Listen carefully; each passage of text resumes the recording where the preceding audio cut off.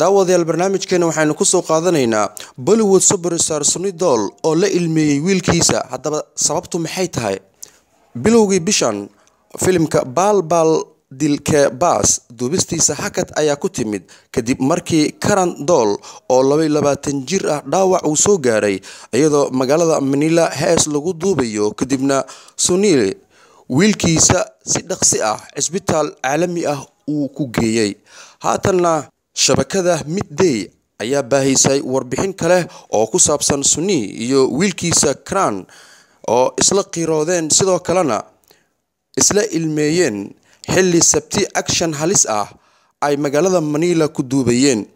Sunny Deol oo director ka ah filimka Baal Baal Dil Ke Baas ayaa doortay meel dhulka joogiisa ka sareyso 15,000 feet sidoo kalena heerkulka uu yahay 4 centigrade waxaana goobta ka jiray qabow daran kaliya hal duubis ka badan maalintii lama sameyn karin. Sunny ayaa sheegay in cimiladaas dhib ka badan ku duubeen muuqaal action ah.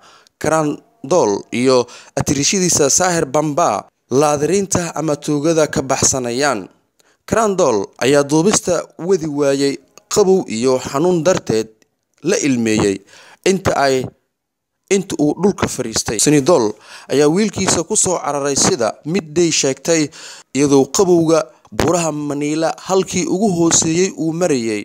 Wuxuuna Sunny wiilkiisa ku yiri, "Waan ka xumay wiilkayga Karan, sidaan kulama rabin laakiin waxaan ku dhibayaa si mustaqbalkaada fanka uu u tooso. Waxaa laga rabaa xaalad sidan ka adag in aad ku shaqeyso." Sunny ayaa wiilkiisa la ilmeeyay ama la ooyay goobta duubista filimka Baal Baal Dil Ke Baas noqotay meel la wada ilmeeyay oo qiiro ay ka jirto. Karan ayaa istaagay kadibna ma dhameystiran actionkii muhiimka u ahaa filimka Baal Baal Dil Ke Baas.